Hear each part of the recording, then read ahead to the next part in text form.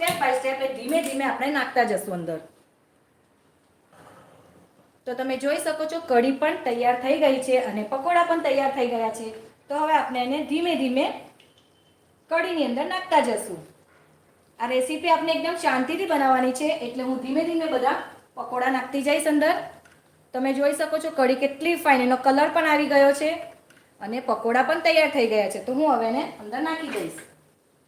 તો થોડા થોડા ધીમે ધીમે નાખતા જશું.